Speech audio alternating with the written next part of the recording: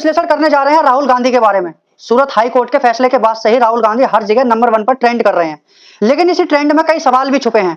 राहुल को किस आरोप में सजा हुई है और आखिर ये मामला पूरा था क्या, इस मामले में अब तक क्या क्या हुआ और साथ ही सजा पर सभी राजनीतिक दलों ने क्या प्रतिक्रिया दी है। लेकिन सबसे बड़े सवाल जो सबके मन में है कि राहुल के पास अब आगे क्या विकल्प है। सजा के बाद क्या राहुल की सांसद सदस्यता भी छिन सकती है, और पहले किन नेताओं की सांसद या विधायकी इस वजह से जा चुकी है, और यदि सदस्यता छिन जाती है तो कब तक राहुल गांधी चुनाव नहीं लड़ सकते, और साथ ही किन तमाम परेशानियों का सामना राहुल गांधी को करना पड़ेगा।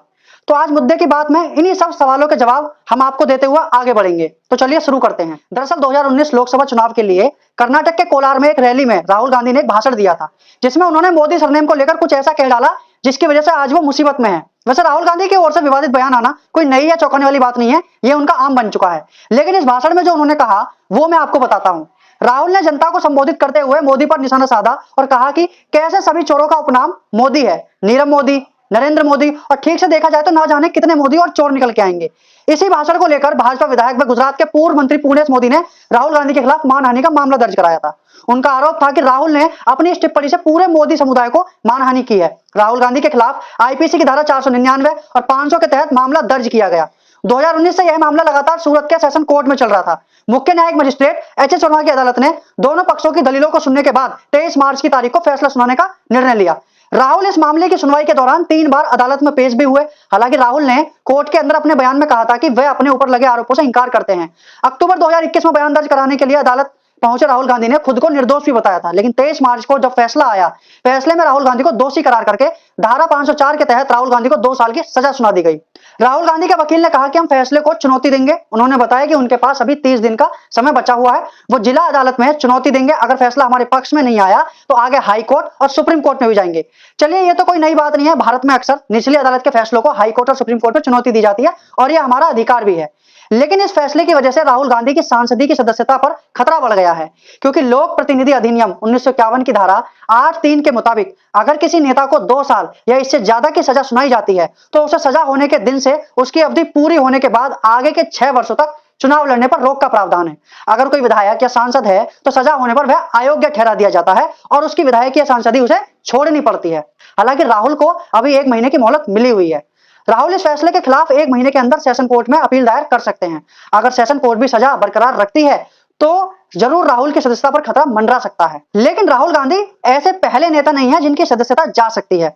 इसके पहले भी कई ऐसे सांसद और विधायकों की सदस्यता जा चुकी है जिन्हें कोर्ट ने 2 साल या इससे अधिक की सजा सुनाई है। हम ऐसे ही कुछ नेताओं के बारे में आपको बताएंगे जिनकी सदस्यता सजा के चलते चली गई। इसमें सबसे पहला नाम आता है आजम खान का। जी हाँ, समाजवादी पार्टी के कद्दावर नेता रामपुर से विधायक रहे आजम खान की सदस्यता भी चली गई है। आजम रामपुर से लगातार 10 बार विधायक रह चुके हैं और सांसद भी रहे हैं। आजम खान पर प्रधानमंत्री नरेंद्र मोदी पर अभद्र टिप्पणी का आरोप लगा था। इस मामले में 3 साल तक कोर्ट में केस चला और फिर कोर्ट ने उन्हें 3 साल की सजा सुनाई। सजा होने के बाद आजम को जमानत तो मिल गई, लेकिन उनकी विधानसभा की सदस्यता जरूर चली गई। इसके बाद पिछले साल दिसंबर में रामपुर सदर सीट में हुए उपचुनाव में भारतीय जनता पार्टी के उम्मीदवार आकाश सक्सेना जीत गए थे। दूसरा नाम आता है अब्दुल्ला आजम का। समाजवादी पार्टी के कद्दावर नेता आजम खान के बाद उनके बेटे अब्दुल्ला आजम की भी विधानसभा सदस्यता रद्द हो गई है। मुरादाबाद की एक विशेष अदालत ने 15 साल पुराने मामले में सपा महासचिव आजम खान और उनके विधायक पुत्र अब्दुल्ला आजम को 2 साल की सजा सुनाई थी।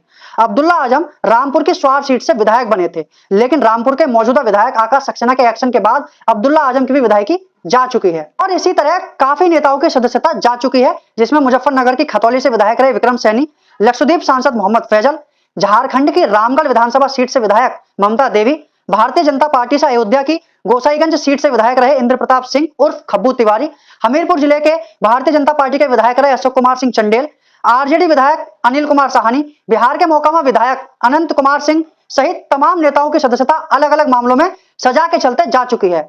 अब सूरत कोर्ट के फैसले के बाद यह तलवार राहुल गांधी की गर्दन पर आ लटकी है, लेकिन इस फैसले पर राहुल गांधी की प्रतिक्रिया भी सामने आई है। राहुल गांधी ने महात्मा गांधी की बात को कोट करते हुए कहा कि मेरा धर्म सत्य और अहिंसा पर आधारित है। सत्य मेरा भगवान है, अहिंसा उसे पाने का साधन। दूसरी तरफ राहुल गांधी के खिलाफ इस मामले में मानहानि का केस दायर करने वाले पूर्णेश मोदी ने बयान दिया है। उन्होंने कहा है कि हम कोर्ट के फैसले का स्वागत करते हैं और उन्होंने कहा कि यह न्यायिक प्रक्रिया है, यह एक अहम फैसला है। लेकिन तमाम बड़े दिग्गज नेताओं की इस पर क्या प्रतिक्रिया है वो हम आपको बताते हैं। कांग्रेस के राष्ट्रीय अध्यक्ष मल्लिकार्जुन खड़गे ने अदालत के फैसले पर प्रतिक्रिया देते हुए कहा कि उन्हें जमानत मिल गई है। हम शुरू से जानते हैं कि वे जज बदलते रहे। हम कानून और न्यायपालिका में भरोसा रखते हैं और हम कानून के मुताबिक इसके खिलाफ लड़ेंगे। राजस्थान के मुख्यमंत्री अशोक गहलोत ने कहा, हम कहते रहे हैं कि हमारा लोकतंत्र खतरे में है क्योंकि न्यायपालिका, चुनाव आयोग, ईडी पर दबाव है और उन सभी का दुरुपयोग किया जा रहा है। सभी फैसले प्रभाव में लिए जाते हैं। इस तरह की टिप्पणियां आम हैं। राहुल गांधी एक साहसी व्यक्ति हैं और केवल वह एनडीए सरकार के साथ प्रतिस्पर्धा कर सकते हैं। कांग्रेस महासचिव प्रियंका गांधी वाड्रा ने अपने ट्वीट में प्रतिक्रिया देते हुए कहा, डरी हुई सत्ता की पूरी मशीनरी साम दाम दंड भेद लगाकर राहुल गांधी की आवाज को दबाने की कोशिश कर रही है। मेरे भाई ना कभी डरे हैं ना कभी डरेंगे, सच बोलते हुए जिए हैं और सच बोलते रहेंगे, देश के लोगों की आवाज उठाते रहेंगे।